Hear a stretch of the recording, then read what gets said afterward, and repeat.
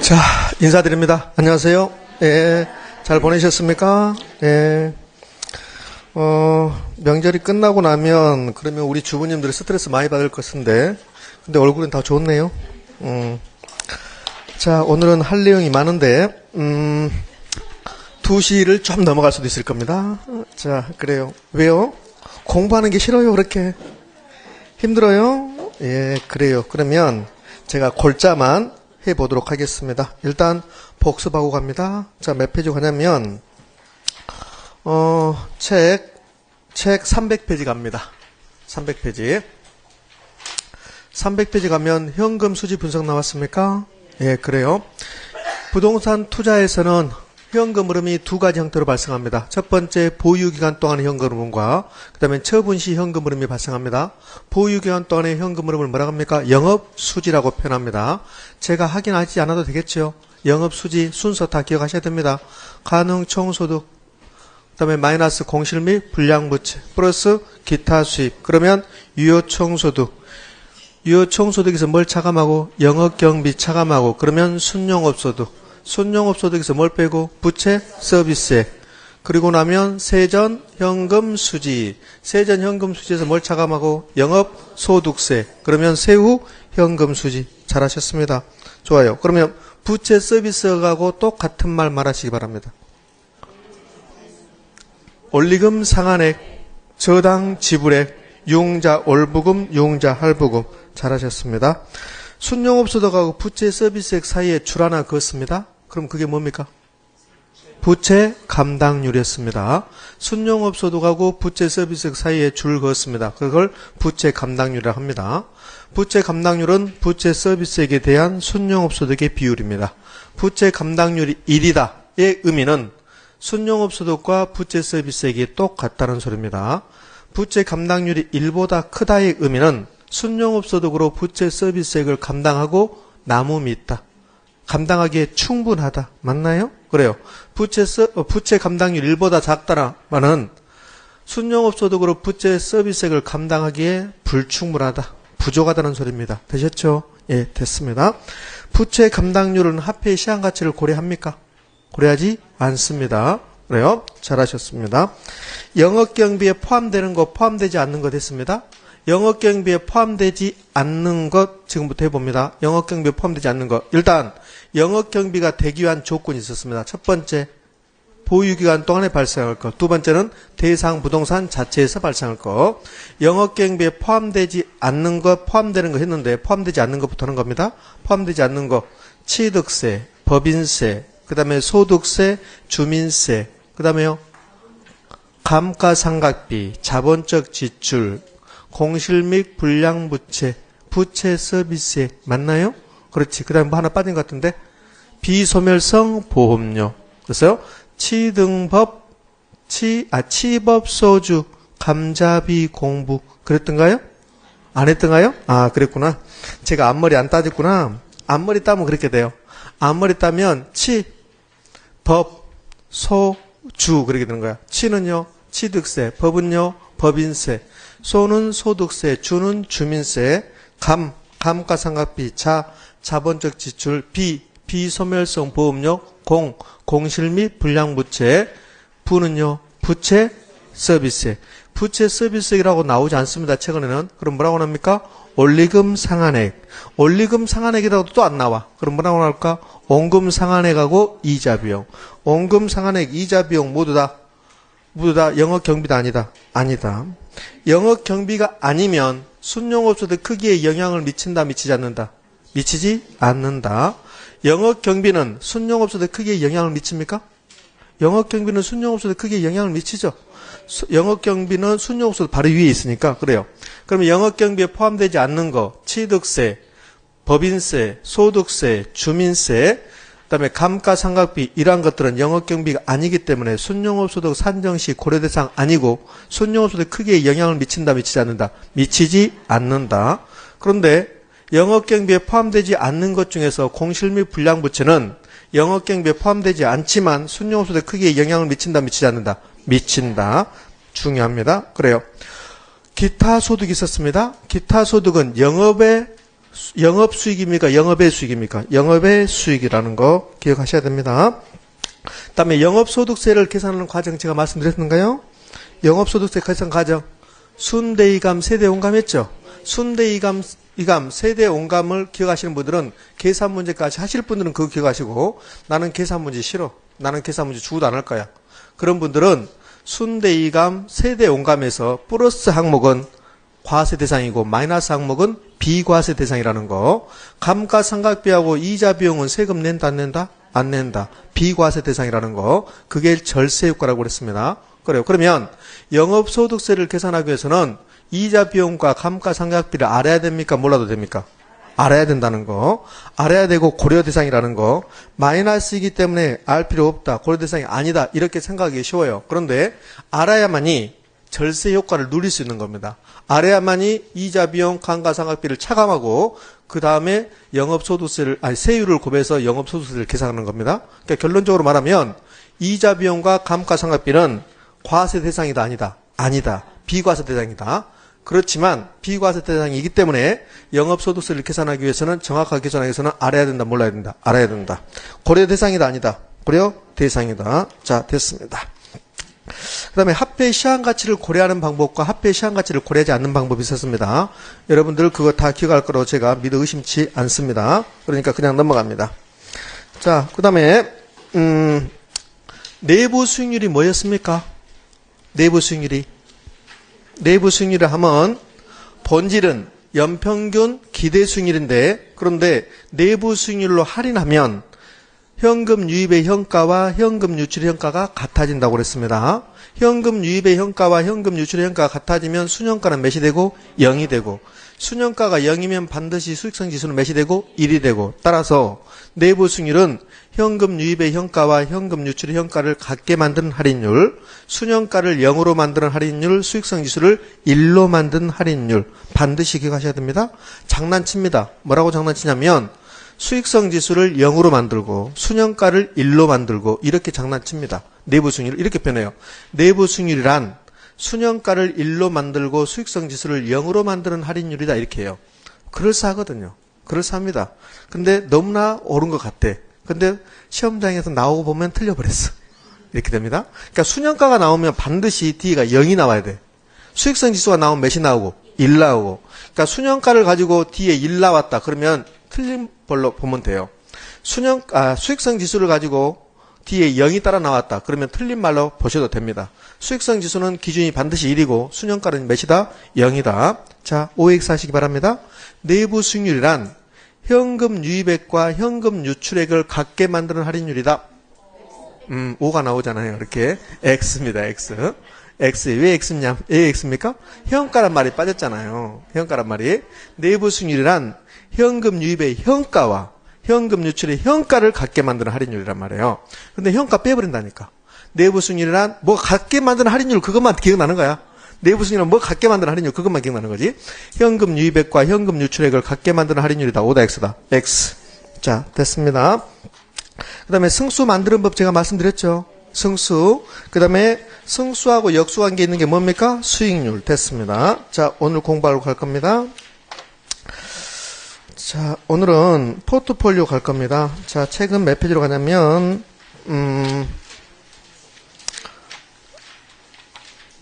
자, 예. 책은 293페이지 가봐요. 293페이지 가면 제가 안 하고 온 부분이 있죠. 안 하고 온 부분은 역시 여러분 공부할 필요 없습니다. 지금은 293페이지 가면 그러면 부동산 투자와 포트폴리오 이론 나왔습니다. 그러면서 1번 자산 3분법 나왔습니까? 그애는 볼 필요 없습니다. 그 다음에 하단부에 2번 평균 분산 결정법 있죠. 자, 그것은 제가 간단하게만 언급할 겁니다. 잘 나오지 않습니다. 최근에. 자, 봅시다. 우리 오늘 공부할 내용 학습 목표 이제 오늘 마지막으로 쓰는 거야. 다음 3월달부터는 학습 목표 이런 거 안 써. 자, 알잖아. 3월달부터는 이런 거 안 씁니다. 오늘은 포트폴리오 이론 가볍게 정리합니다. 그 다음에 두 번째 부동산 금융론으로 갈까요? 부동산 금융론은 분량이 투자론보다는 적습니다. 문제 분항수도 투자론보다는 적어요. 그런데 제가 여러분하고 공부할 내용은 절반, 여러분 스스로 공부할 내용이 절반 그렇게 돼요. 그 다음에 여러분이 스스로 공부할 내용 절반 중에서도 7월달 이후에 공부할 내용이 많아요. 그러니까 지금은 그렇게 하지 않아도 상관없습니다. 세 번째, 감정평가론. 너무너무 힘들어. 어제도 다른 학원에서 감정평가론 했는데 저 혼자 말하고 있는 것 같아. 저 혼자 말하고 여러분들은 그냥 뭐 하다냐 이렇게 하고 있는 것 같아. 그래서 감정평가론도 다 아직 못해요. 기본적인 내용만 할 겁니다. 근데 감정평가론은 저는 이렇게 수업을 합니다. 3월달 되면 그러면 수업이 어떻게 진행되냐면 우리 기본적으로 오전 반은 2시까지잖아요. 그러면 1시 반까지는 그냥 정상적인 수업을 하는 거예요. 앞에서부터. 그 다음에 30분을 남겨놓고는 평가 이론으로 가는 거예요. 저는 매번 그렇게 해요. 그러니까 3, 4월 과정에 9주가 나오는데 그럼 3, 4월 과정에서 9주 동안 30분씩 거의 30분씩은 매주 9번에 걸쳐서 평가 이론을 조금씩 하는 겁니다. 그럼 선생님 평가 이론 별도로 하지 않습니까? 아니요. 또 하지요. 또 합니다. 자, 그렇게 정리할 거예요. 그래야만이 돼. 그동안 수업을 하다 보면 이런 현상이 발생해요. 어떤 현상이 발생하냐면 부동산학 개론만 보면 투자론 앞에까지는 공부 열심히 해요. 투자론 앞에까지는. 그러니까 투자론 오면 공부를 안 해. 투자론 오면 안 합니다. 그러니까 왜? 투자론 오면 어렵거든. 그러니까 앞부분만 열심히 해. 앞부분만 수요 공급 열심히 하고 정책론 열심히 하고 그런 거 열심히 해요. 투자론부터는 잘 안 해버려. 그래요? 여러분 그래요? 응? 그래서 이 뒷부분은 매주 제가 조금씩 언급해야만 될 것 같아요. 특히 평가 이론은 그렇게 돼요. 자, 그렇게 정리하도록 할게요. 자, 그럼 이제 포트폴리오 갈 겁니다. 포트폴리오 이론. 네, 첫 번째 평균 분산 결정법이 나왔어요. 평균 분산 결정법. 잘 나오잖아요. 요즘은. 여러분들 평균은 뭐라 하던가? 뭘 평균하던가? 네가 해봐라. 그렇죠, 지금. 그래요? 자, 우리 투자 이론에서는 위험과 수익에 무슨 관계 있었습니까? 비례관계 있었죠? 그래요? 자, 기대 수익률을 추정했어. 기대 수익률. 기대 수익률은 가중 평균 하던가요? 기대 수익률은 가중 평균값이야. 그러면 여기서 평균이란 말은 수익률을 의미해요. 수익률을 의미하고 그 다음에 위험은 분산이 위험이에요. 위험입니다. 그럼 이 말이에요. A 부동산하고 B 부동산이 있는데 A 부동산의 수익률과 위험, B 부동산의 수익률과 위험을 비교하여 A하고 B 중에서 어떤 것을 투자할 것인가 그걸 결정합시다. 그게 평균 분산 결정법이에요. 이걸 다른 말로 지배원리라고 하는데요. 제가 이론적으로 아무리 말해봐도 여러분 이해가 안 될 수 있어요. 그러니까 결국은 이겁니다. 자, 사례를 보면 금방 알 수 있어요. 사례. 여기 A 부동산이 있습니다. B 부동산이 있고 A 부동산의 평균 나왔습니다. A 부동산의 평균, 그 다음에 위험이 이렇게 나왔어요. 위험을 분산 이렇게 할 수 있죠. 분산 또는 표준 편차 이렇게 나와. 위험은 분산이나 표준 편차로 측정합니다. 이렇게 됐어요. 그러면 A 부동산의 평균, 이게 기대 수익률을 의미한단 말이에요. 기대 수익률. A 부동산의 기대 수익률이 10%래요. 위험은 분산은 표준 편차라고 봅시다. 이게 5%랍니다. 그런데 B 부동산은 평균은 8%야. 즉 기대 수익률은 8%입니다. 그런데 위험이 5%래요. 그러면 여러분들 A하고 B 중에서 어떤 걸 선택할 겁니까? A를 선택하겠죠. 이게 평균 분산 결정법이야. 자, 위험이 동일합니다. 위험이 동일하면 수익이 뭐한 거? 높은 거. 수익이 높은 걸 선택해야지. 위험이 동일하잖아요. 이게 A 부동산의 수익이 더 높아. 그러면 A가 수익이 높죠. A를 선택하겠다. 이게 평균 분산 결정법이야. 이때 A가 B를 지배한다고 그래. A가 B를 지배한다. 그러면 A를 선택하고 B를 포기한다는 소리입니다. 그걸 평균 분산 결정법이다. 이렇게 표현합니다. 이해되셨죠? 자, A가 B를 지배한다. 그럼 이렇게 되네. 평균 분산 결정법은 위험이 동일하면 수익이 높은 것을 선택한다. 맞나요? 그래요. 자, 이번에는 사례 2번 갑니다. 얘는 사례 1번. 자, 사례 2번 갑니다. 그러면 A 부동산이 있고 B 부동산이 있습니다. 평균 기대 수익률이고 그다음에는 표준 편차. 표준 편차라고 나올 수도 있고 분산이라고 나올 수도 있고 위험이라고 나올 수 있습니다. A 부동산의 평균 10%, B 부동산도 평균 10%, 기대 수익률이 10%란 소리예요. 그런데 A 부동산의 표준 편차는 2%고 B 부동산은 5%랍니다. 사례 2번은 뭐가 똑같아요? 수익률이 똑같아. 수익률이 똑같으면 위험이 뭐한 거? 낮은 걸 선택해야 되겠네. 그러면 위험이 낮은 것 A를 선택한다는 소리입니다. 역시 이 경우도 2번 사례도 A가 B를 뭐한다? B를 지배한다. 이렇게 표현합니다. 되셨습니까? 네, 그래요. 이게 평균 분산 결정법이야. 그러면 정리하면 이렇게 되네. 위험이 똑같을 때는 수익이 높은 걸, 수익이 똑같으면 위험이 낮은 걸 선택하겠다. 되셨죠? 그래요. 그러면 3번, 사례 3번 갑니다. A 있고 B 있습니다. A 부동산 평균 10%, B 부동산은 8%입니다. A 부동산 표준 편차 2%, B 부동산 5%입니다. 그러면 사례 3번 봐요. 사례 3번을 보면 수익률 A가 높습니까? 수익률만 보면? 그래요. 그럼 A를 선택하겠네. 수익률만 보면 A를 선택하겠네. 자, 그 다음에 이번에는 위험 봅니다. 표준 편차. 그러면 낮은 걸 선택해야 되죠. A가 더 낫네. 맞죠? 그럼 역시 A가 B를 지배한다. 이렇게 표현해요. 지배한다라고 표현합니다. 자, 됐습니다. 자, 네 번째입니다. 네 번째는 A, B 있습니다. 평균. 그 다음에 표준 편차입니다. 표준 편차. 자, A의 부동산의 평균 10%입니다. 기대수익률이 10%라는 소리입니다. B 부동산은 기대수익률이 8%입니다. 그래요? 근데 이제 위험으로 왔습니다. A 부동산의 표준 편차는 5%입니다. B 부동산은 2%랍니다. 자, 이 경우 수익률만 봅니다. 수익률만. A를 선택합니까? B를 선택합니까? A. 이번에는 위험을 봅니다. 표준 편차. A를 선택한다? B를 선택한다? B를 선택합니다. 그러면 4번 경우는 A가 B보다 평균도 높고 위험도 높은 겁니다. 맞죠? 수익률도 높고 위험도 높은 겁니다. 맞잖아요? 그렇지? B 입장에서는 B가 A보다 위험 낮고 수익도 낮습니다. 맞잖아요? 그렇지. 그러면 A가 B보다 고위험, 고수익 상품이라고 그래. B는 A보다 저위험, 저수익 상품이야. 이해되셨습니까? 그러면 4번 경우는 평균 분산 결정법으로 A가 우월한 투자 대상이다. B가 우월한 투자 대상이다. 결정할 수 있다, 없다? 없다. 맞잖아요. 그러니까 평균 분산 결정법 이렇게 해야 돼. 평균 분산 결정법은 위험이 똑같을 때 수익이 높은 거, 수익이 똑같을 때 위험이 낮은 거, 또는 한 자산이 수익은 높고 위험이 낮을 때, 이렇게 하면 이 평균 분산 결정법을 적용할 수 있다는 소리예요. 그런데 4번처럼 한 자산이 다른 자산에 비해서 수익도 높고 위험도 높다. 반대 입장에서 B 부동산은 수익도 낮고 위험도 낮다. 이렇게 해버리면 평균 분산 결정법으로 어디를 지배한다. 어느 자산이 어느 자산을 지배한다라고 말할 수 있다, 없다? 없다. 할 수 없다는 소리예요. 그래서 이 경우를 뭐라고 하냐면 평균 분산 결정법의 한계점이라고 해요. 한계. 평균 분산 결정법의 한계라고 표현합니다. 뭐 한계. 그러면 이 한계점을 이제 극복해야 되지. 한계점을 극복할 겁니다.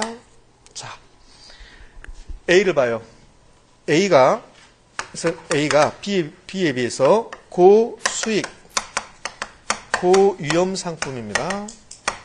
자, B는 상대적으로 저수익, 저위험 상품입니다. 반대로 표현해도 상관없어요.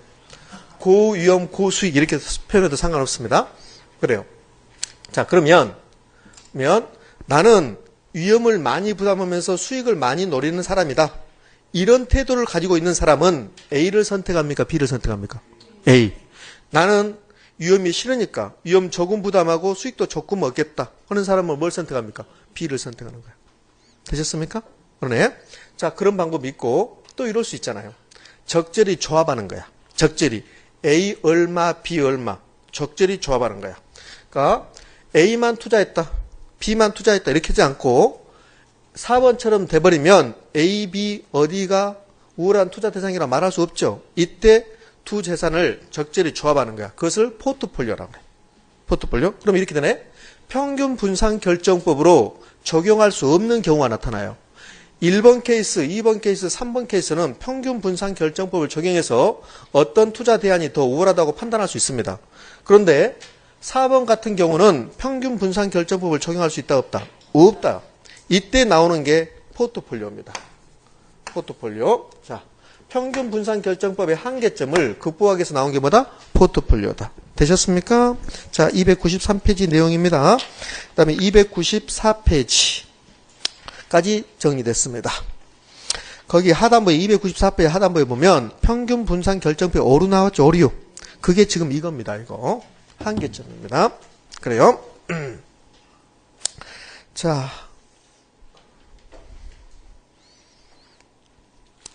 그 다음에는 우리 295페이지 갑니다. 포트폴리오 나왔죠? 포트폴리오 이론이 시험에 나오면 10번 나오면 6, 7번이 어디서 끝나냐면 295페이지에서 끝납니다. 자, 포트폴리오 이론은 295, 296, 297, 298, 299까지 나왔습니다. 그런데 298페이지 가면 이상한 그림도 나오고 299페이지도 막 이상한 말들도 나옵니다. 그런데 297페이지 또 계산 문제 나오고 그래요. 작년에 계산 문제 나왔잖아요. 297페이지 가봐요. 297페이지 가면 그게 작년에 계산 문제였어요. 25회 때 계산 문제였습니다. 그런데 이렇게 포트폴리오 이론은 복잡해요. 복잡한데 시험이 10번 나오면 6번 정도가 어디서 답이 되냐면 295페이지에서 답이에요. 거기서 끝나버려요. 그냥. 뒷부분은 나오도 않고. 그러니까 포트폴리오 이론이 나오면 295페이지에서 매우 잘 나오고 그 다음에 297페이지가 나오면 계산 문제. 297페이지 하단부에 최적의 포트폴리오 선택 나오죠. 자, 이 부분은 잘 출제되지 않아요. 그러니까 이 부분은 지금 하지 않습니다. 298페이지 가면 그림도 이상한 그림 나와요. 역시 지금 하지 않아요. 그러면 포트폴리오에서 가장 잘 나온 295페이지 개념에서 가장 잘 나옵니다. 그 밑에 체계적 위험과 비체계적 위험이 있죠. 거기서 가장 잘 나오는 거야. 자, 이제 포트폴리오 이론 갔는데요. 포트폴리오 이론은 개념이 분산 투자거든요. 근데 왜 분산 투자냐면 A 부동산, B 부동산에 몰빵했을 때, 집중적으로 투자했을 때 경기가 좋으면 A 부동산에서 엄청나게 많은 수익을 낼 수 있습니다.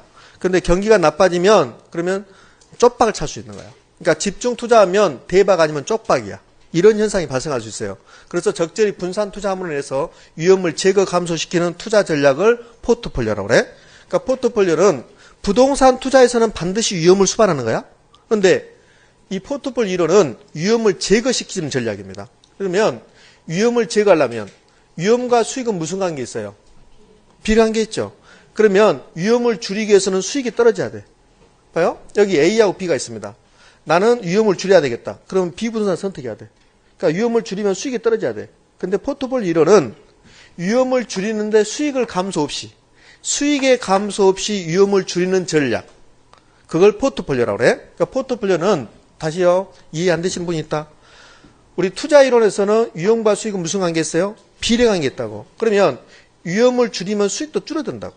수익도 줄어요. 그런데 포트폴리오 이론은 위험을 줄이는데 수익은 그대로 유지하겠다는 소리예요. 반대로 표현하면 수익의 감소 없이 위험을 줄이는 투자 전략. 그것을 포트폴리오라고 표현합니다. 수익의 감소 없이, 수익률의 감소 없이 그래요. 정확한 표현은 수익률의 감소 없이 위험을 제거 감소시키는 전략, 시키는 투자 전략.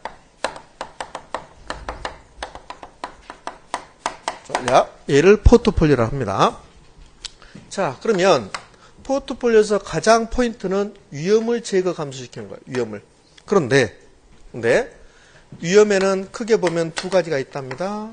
이 위험을 총위험이라고 그래요. 부동산 투자의 총위험. 여기는 두 가지가 있습니다. 첫 번째는 체계적 위험이라는 게 있어요. 체계적 위험은 모든 부동산에 공통적으로 발생하는 겁니다. 모든 부동산에 공통적으로 발생하는 위험을 체계적 위험이라고 그래요. 모든 자산에 공통적으로 발생하는 위험을 체계적 위험이라고 그래요. 근데 비체계적 위험이 있어요. 비체계적 위험은 특정 부동산에만 발생하는 위험이에요. 특정 자산에만, 특정 주식에만, 특정 회사에만 발생하는 위험을 비체계적 위험이라고 그래요. 이 체계적 위험은 모든 부동산에, 모든 자산에 발생하기 때문에 분산 투자한다 하더라도 체계적 위험을 제거 감소시킬 수 있다 없다? 없다. 이거는 제거가 안 되는 겁니다. 제거 감소 안 되는 위험입니다. 그럼 포트폴리오를 구성한다 하더라도 체계적 위험은 제거 감소시킬 수 있다 없다? 없다. 이게 가장 중요한 말이에요. 그러면 비체계적 위험은 특정 자산에만 발생하는 위험이야. 그러니까 제거 감소시킬 수 있다 없다? 있다. 그럼 여기서 포트폴리오 이론에서 위험을 제거 감소시킨다는데 이때 위험은 무슨 위험이 되는 겁니까?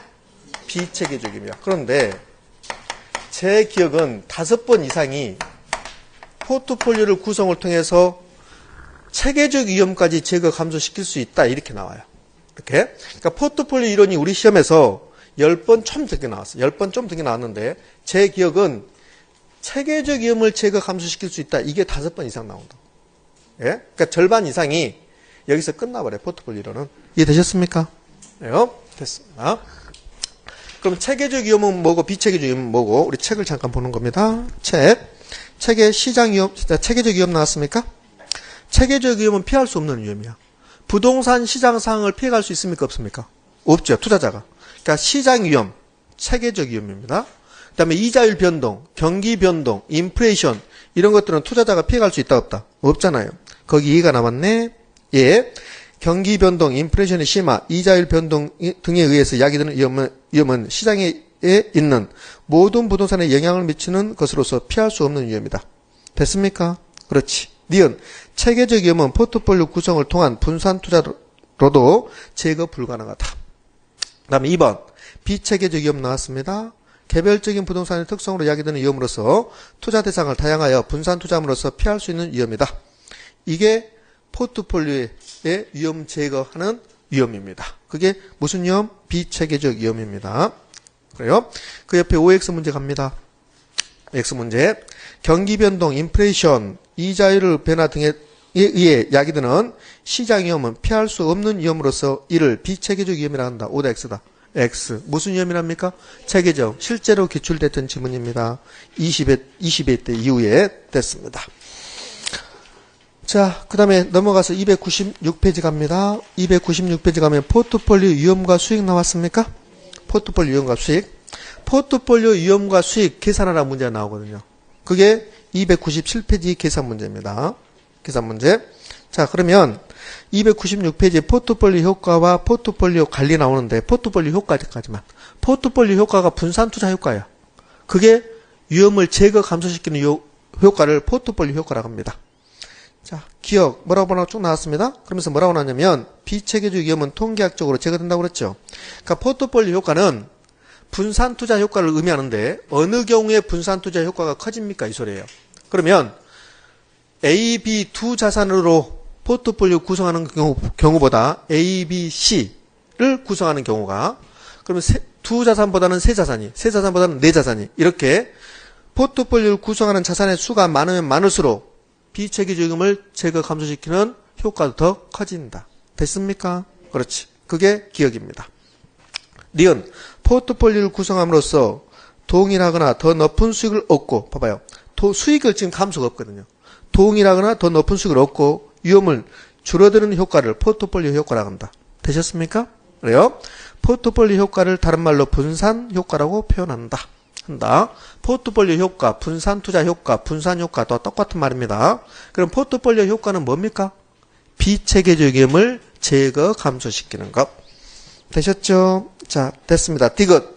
포트폴리오를 구성하는 자산의 수가 아무리 많다고 해도 체계적 위험은 제거되지 않는다. 되셨나요? 자, 니을은 비체계적 위험을 제거하고 최선의 결과를 얻을 수 있는 포트폴리오를 선택하는 것이다. 이렇게 나왔습니다. 그것은 포트폴리오 관리야. 그래서 잘 나오잖아. 맞습니다. 그 다음에 상관계수 나왔죠. 상관계수는 지금 하지 않습니다. 그 다음에 4번 포트폴리오 기대순위를 나왔습니까? 포트폴리오 기대순위를 어떻게 구합니까? 이론적으로 안 나옵니다. 100% 계산 문제입니다. 계산 문제. 그러니까 포트폴리오 기대순위는 개별 자산의 기대순위를 알아야만이 포트폴리오 기대순위를 구할 수 있는 거야. 그러니까 지금 안 되는 거지. 지난 시간에 제가 개별 자산의 기대순위를 간단하게 했던가요? 기억이 없습니까? 자, 나왔으니까 한번 해볼게요. 여러분들은 기억이 없으면 아는 것처럼 말해요. 그것이 여러분의 특성이야. 자, 봅시다. 매우 쉬워요. 볼래요? A라는 부동산이 있어요. A 부동산의 기대순위를 계산한 거야. A 부동산 기대순위율. 기대순위율은 예상순위율이죠. 그러면 이 기대순위율은 내년의 경제 상황에 따라서 기대수익률은 달라지는 거야. 내년의 경제 상황이 호황이면 기대수익률은 높아지는 거고, 내년의 경제 상황이 불황이면 A부동산의 기대수익률은 떨어질 겁니다. 그게 기대수익률이야. 그러니까 예상하는 수익률이지. 뭘? 내년의 경제 상황을. 그래서 이렇게 볼게요. 내년의 경제 상황이 매우 경제 상황 나옵니다. 이거 확률, 발생 확률이 나와요.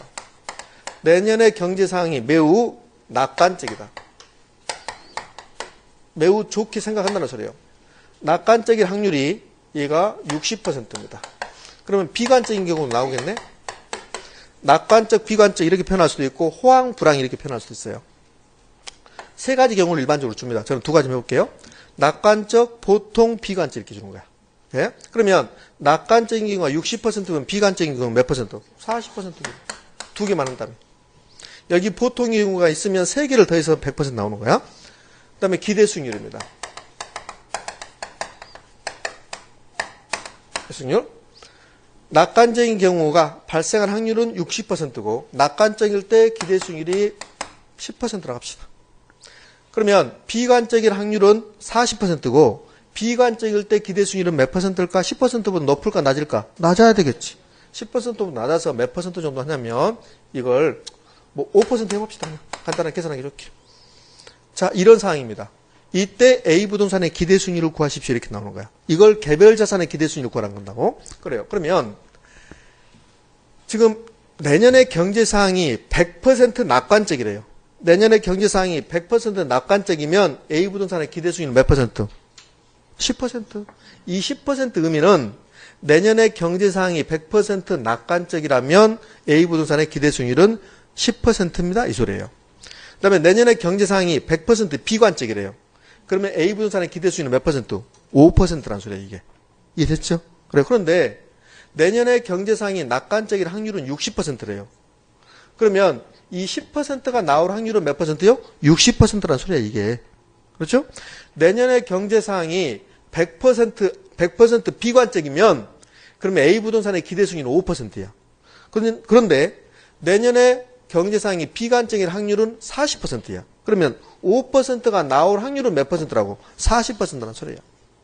내년에 경제 상황이 100% 비관적이래요. A부동산의 기대수익률 5%. 5%. 되셨죠? 그런데 낙관적일 확률 60%, 비관적일 확률 40%래요. 이때 기대수익률은 두 개를 그냥 곱하면 돼요. 곱해서 더해버리면 돼요. 이렇게 더해버리면 돼요. 두 개를. 이렇게 더해버리면 됩니다. 그럼 결론은 이렇게 되는 거지. 60%는 0.6입니다. 10%는 0.1이야. 플러스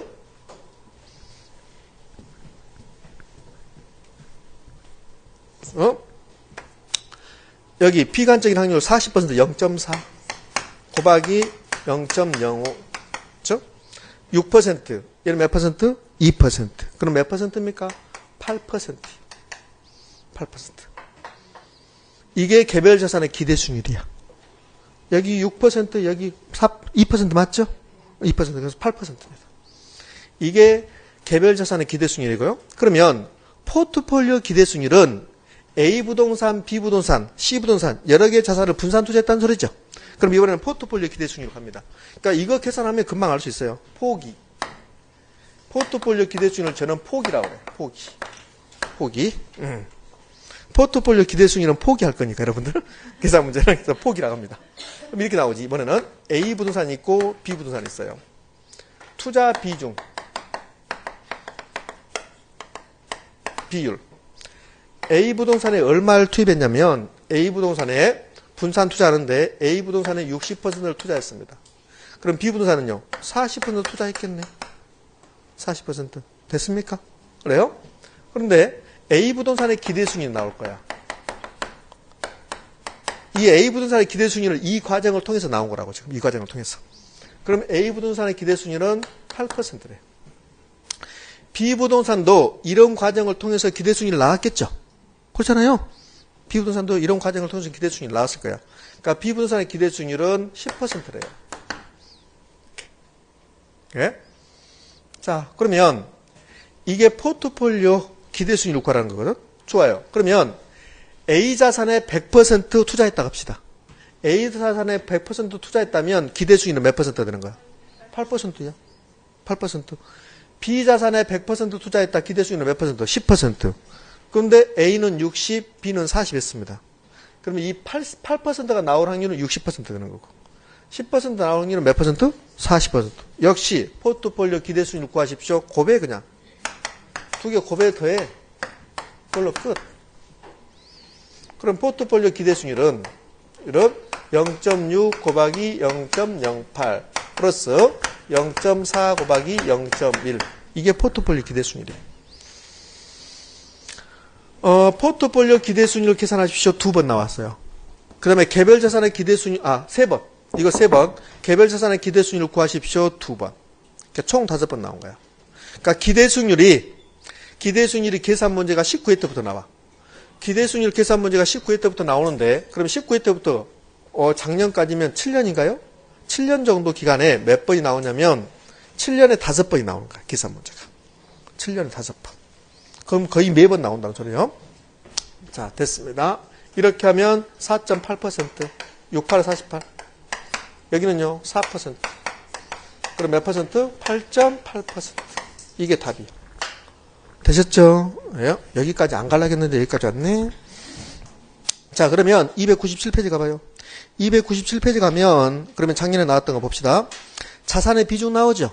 자산의 비중이 투자 비율이야. 그러면 상가의 20%, 오피스텔의 30%, 아파트의 50% 했습니까? 근데 여기 7, 8 있는 거죠. 조금 달라. 맞잖아요? 그럼 이 문제는 상가의 기대수익률을 구하고 오피스텔의 기대수익률을 구하고 아파트의 기대수익률을 다 구하라는 소리야. 맞잖아요? 그렇지? 됐습니다. 그 다음에 거기 호황, 불황 나왔죠? 호황일 확률은 몇 퍼센트? 호황일 확률은 호황일 확률은 그게 무슨 말이냐면 40%야. 선생 어디 있는데? 단 나왔잖아. 그러니까 다 할 줄 아는 이 자료를 해석이 안 되는 거야 지금. 이게 아무리 공부를 열심히 했는데 자료 해석이 안 되는 거야 이게. 그러니까 못 풀어. 지금 저를 보고 다 있는 사람 다 알아. 내가 얼굴 보면 알아. 이게 뭐하다는 거기 보면 호황일 확률은 40이잖아요. 그 다음에 불황일 확률 몇 퍼센트예요? 60%야. 그러면 호황 바로 밑에 20%는 상가가 호황이면 기대수익률이 20%란 소리야 그게. 그 다음에 불황 밑에 10% 나오죠? 상가가 불황이면 기대수익률이 10%란 소리야. 이해되셨습니까? 그러면 상가의 기대수익률을 구하면 어떻게 구해? 상가의 기대수익률은요. 0.4 곱하기 0.2 플러스 0.6 곱하기 0.1 이렇게 하는 거라고. 이해됩니까? 괜히 했다. 거기 해설 봐봐. 해설 보면 동그라미 1번 상가의 기대수익률 나오잖아요. 상가의 기대수익률은 지금 상가만 보여 이렇게 됐잖아. 시간도 없는데 괜히 이렇게 정들었어. 상가를 보면 이렇게 됐어요. 상가는 호황, 불황 이렇게 나왔어. 호황과 불황이 나왔는데 그런데 호황일 확률은 몇 퍼센트예요? 확률. 호황일 확률은 40이잖아. 40. 40이고 불황일 확률 몇 퍼센트예요? 60이잖아 이게. 그래요? 그 다음에 예상 수익률 나왔죠. 예상 수익률이 기대 수익률이라고. 그럼 호황일 때는 몇 퍼센트? 20%. 호황일 때 20%면 불황일 때는 20% 낮아야지. 10% 이렇게 나왔잖아 이게 지금. 그러면 상가의 기대수익률 이렇게 곱한다고 이렇게. 곱해서 더하는 거잖아요.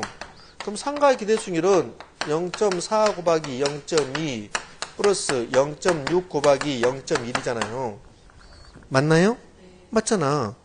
그래요? 이렇게 나온 거야. 그래서 상가의 기대수익률 몇 퍼센트 나왔어요? 14% 나왔잖아요. 여기는 8%, 여기는 6%니까 14%. 그런 식으로 해서 오피스텔의 기대수익률을 구할 수 있겠죠? 오피스텔의 기대수익률 몇 퍼센트? 16%. 아파트의 기대수익률 몇 퍼센트? 8.8% 나온 거야. 그럼 이렇게 구하고 나서 이제 포트폴리오 기대수익률을 구하는 거야. 그러니까 작년 이 문제는 기대수익률을 구하는데 개별 자산의 기대수익률과 포트폴리오 기대수익률을 동시에 물어보는 거라고 한 문제에서. 이해됐죠? 요령은 똑같지. 자, 그러면 구했습니다. 그러면 상가의 비중은 20%죠? 0.2 곱하기 뭐 해야 돼요? 0.14. 14%니까. 그 다음에는요, 오피스텔은 0.3이죠? 투자 비중이 0.3 곱하기 0.16. 그 다음에 아파트는 0.5 곱하기 0.088. 되셨습니까? 그렇게 하겠다는 소리입니다. 안 어려워. 이렇게 심오한 거 없어. 자, 297페이지까지 정리했습니다. 최적의 포트폴리오 선택은 지금 하지 않아도 됩니다. 자, 이렇게 해서 투자론이 끝냈습니다. 30분 만에 끝내려고 했는데 계산문 여는 바람에 늦어졌습니다. 자, 353페이지 갑니다. 부동산 금융론 나왔습니까? 예, 부동산 금융론.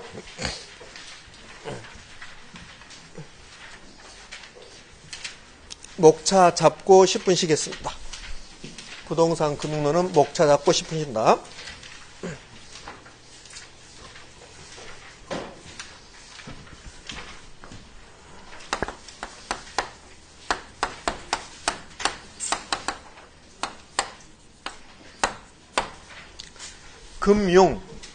금융이 개념이 자금의 융통입니다. 제가 여러분에게 돈 빌렸습니다. 그게 금융입니다. 제가 은행에 가서 돈 빌렸습니다. 그게 금융입니다. 그럼 부동산 금융은 가운데 부동산이 끼는 거야. 부동산을 매개로 해서 돈 빌리는 거. 그것을 부동산 금융이랍니다. 내가 주택을 사기 위해서 신한은행에서 주택담보대출 받았습니다. 그게 부동산 금융이야. 내가 어떤 토지를 담보로 잡히고 돈 빌렸습니다. 그게 부동산 금융이야. 내가 해운대구에 엄청나게 넓은 나지를 가지고 있습니다. 거기에 개발 사업을 하고 싶어. 그 개발 사업을 하기 위해서 은행에다 토지를 담보로 잡히고 돈 빌렸습니다. 그게 부동산 금융이라고. 그러니까 부동산 금융은 부동산 관련해서 돈이 왔다 갔다 하는 거. 그걸 전부 부동산 금융이라고 해. 그러면 부동산 금융은 토지 금융과 주택 금융이 있겠네. 맞잖아요. 건물 금융이 있겠네. 그러니까 토지를 대상으로 돈이 왔다 갔다 했다. 토지 금융. 건물 대상으로 돈이 왔다 갔다 했다. 건물 금융. 주택을 대상으로 돈이 왔다 갔다 했다. 주택 금융. 상가를 대상으로 했다. 상가 금융 이렇게 할 수 있어요. 근데 상가 금융이라는 말은 안 쓰거든요. 토지 금융과 주택 금융이야. 근데 우리가 배우는 것은 거의 다 대부분이 무슨 금융? 주택 금융이요. 그래서 금융론은 첫 번째 부동산 금융의 기초 이론 배울 거야. 부동산 금융의 기초 이론. 여기서는 부동산 금융의 기능. 두 번째, 부동산 금융의 분류. 기능은 그렇게 중요성이 없고 분류는 매우 중요합니다. 매우 빈번하게 출제. 다 공부하셔야 돼요. 다 외우셔야 됩니다. 이거. 자, 두 번째. 는 부동산 금융에서 가장 큰 비중을 차지하는 게 주택금융입니다. 그래서 주택금융을 공부하는 거예요. 여기 부동산 금융의 기능은 주택금융의 기능이라고 상관없어요. 그러니까 주택금융에서는 첫 번째 주택금융의 기능 배울 것이고, 두 번째 주택금융도 두 개로 나눠집니다. 하나는 주택을 내가 사기 위해서, 주택을 구입하기 위해서 돈 빌렸다. 이것을 주택 소비금융이라고. 소비금융. 주택개발업자가 주택을 건설하기 위해서 돈 빌렸습니다. 주택개발금융이다 이렇게 표현해요. 근데 앞에 주택이란 말을 생략할 수도 있어요. 이렇게.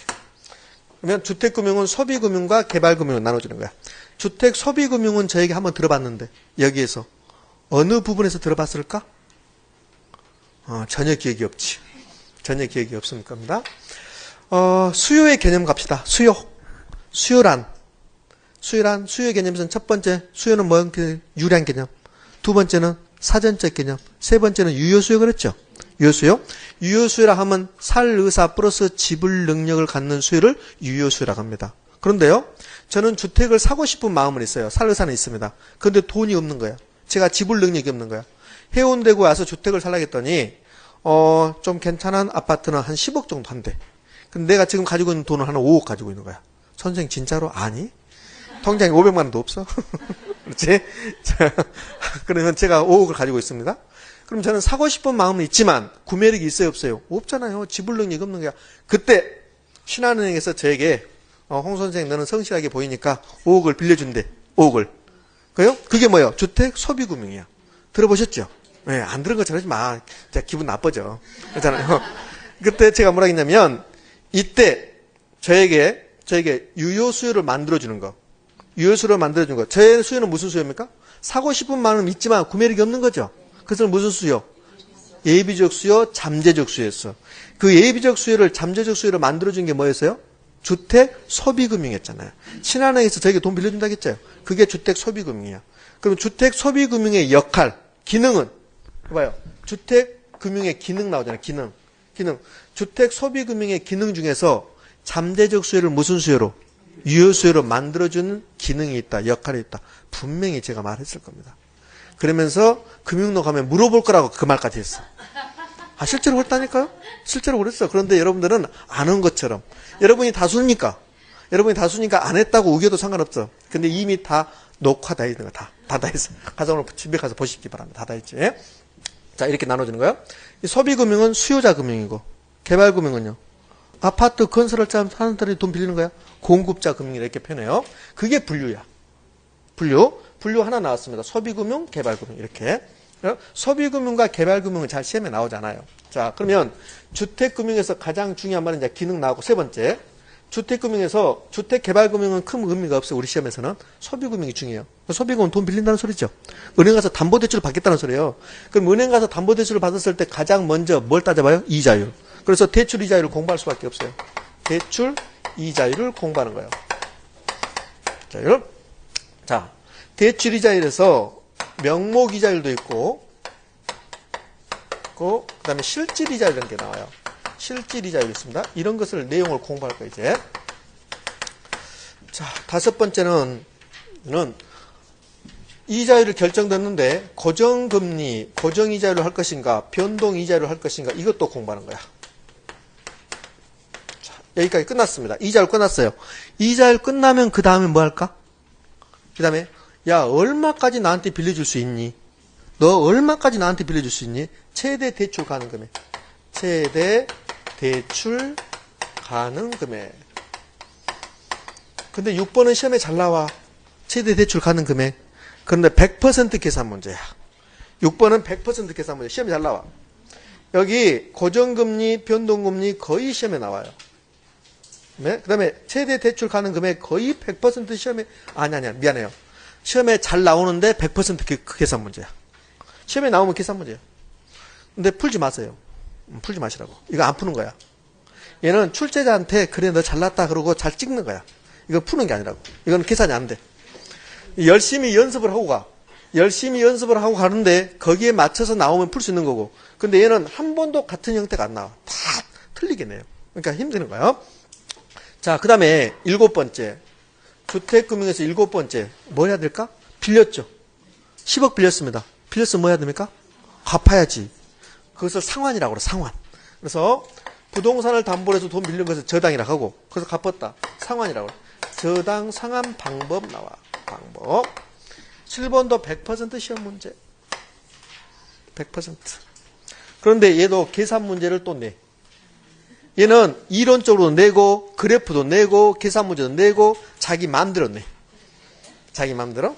근데 얘는 계산 문제 나오면 맞춰야 돼, 얘는 계산 문제 나오면 처음부터 포기. 얘는 계산 문제 나오면 맞춰야 되고, 그래프도 나오고, 이론도 나오고 막 난리칩니다. 근데 어렵잖아요, 얘는. 그렇지 않습니다?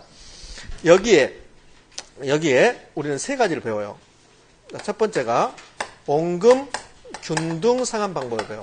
균등 상환 방법 배우고,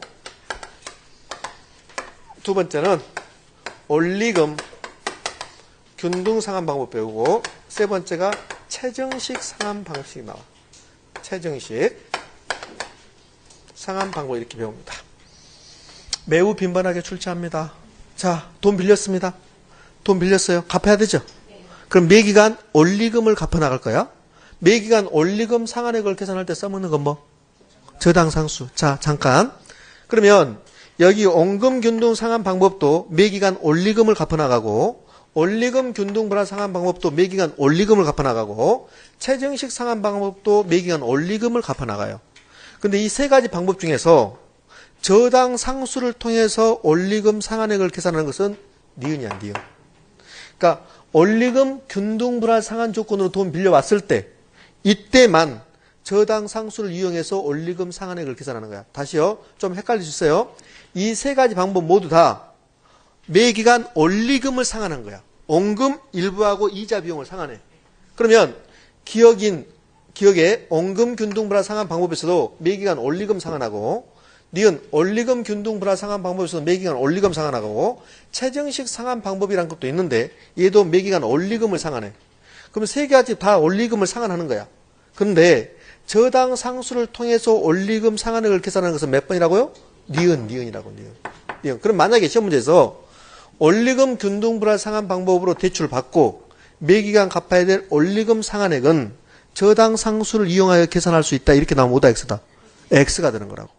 여기 원리금 균등 분할 상환 방법으로 빌려왔을 때 그때 저당 상수를 이용하는 거야. 되셨습니까?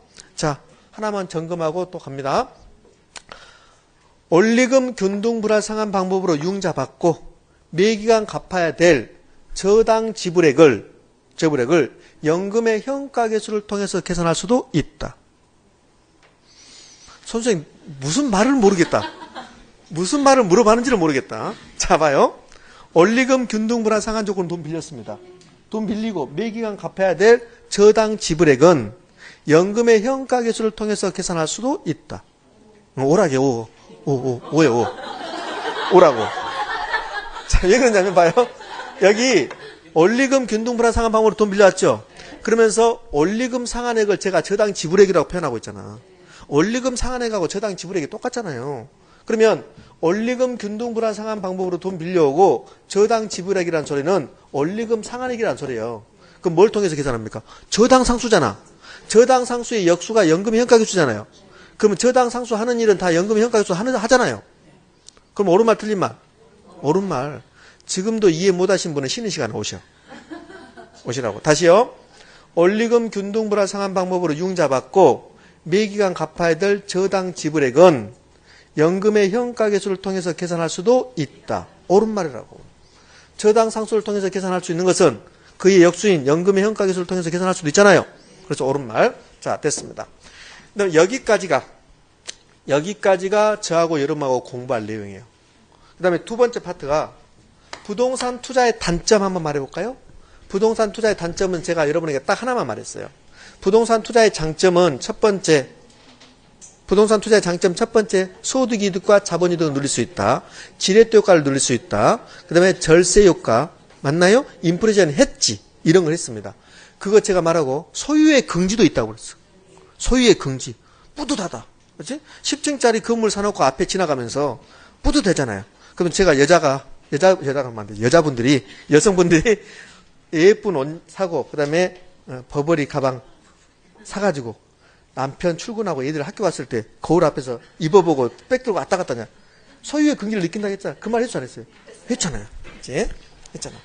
그럼 부동산 투자의 단점은 첫 번째 그만 했는데 황금성이 매우 낮은 거죠. 유동성이 낮은 거야. 그래서 제도적으로 부동산의 유동성을 높이는 장치가 나와요. 그걸 부동산 증권화 유동화라고 해요. 증권화 유동화. 얘는 수업 안 해요. 얘는 이번 수능 안 해. 얘가 7월달 이후에 공부해도 상관없다는 소리예요. 얘는 법의 내용이야. 법의 내용. 한 두 문제 내지 세 문제 나오는데 두 문제 내지 세 문제 나올 때 세 문제 다 법의 내용이 나올 수 있어요. 그러니까 법의 내용은 제가 요령만 알려주고 여러분이 다 외우셔야 돼. 이건 외우셔야 됩니다. 이렇게. 그것도 7월달 이후에 외우면 돼. 왜? 7월달 이후에 법이 바뀔 수 있어. 그 법이 바뀌면 바뀐 내용이 해야 되잖아요. 선생님 나는 미리 하고 싶어. 그럼 그때 해. 지금부터 해. 지금부터. 자, 그러면 부동산 증권이 뭡니까? 주식하고 채권이잖아요. 그러니까 이런 말이야. 부동산을 주식이나 채권처럼 만들어서 사고 팔겠다. 유동화야. 증권화는 증권처럼 만들겠다. 유동화는 사고 팔겠다. 소리예요. 그러니까 부동산 투자의 가장 큰 단점이 유동성이 약한 거거든요. 근데 증권처럼 주식이나 채권 만들어서 사고 팔면 빨리빨리 사고 팔 수 있잖아요. 여러분들 주식하고 채권, 부동산이 있습니다. 세 가지 중에서 유동성이 가장 낮은 게 뭐예요? 부동산이잖아요. 그러니까 그 부동산을 주식이나 채권처럼 만들겠다는 소리예요. 그게 증권화입니다. 자, 임차권은 물권입니까? 채권입니까? 채권이에요. 그럼 임차권을 등기했습니다. 임차권 등기할 수 있어요? 없어요? 있죠? 임차권을 등기하면 물권이 됩니까? 안 됩니까? 참, 이거 오늘 심한 내용이 나왔다. 임차권은 물권입니까? 채권입니까?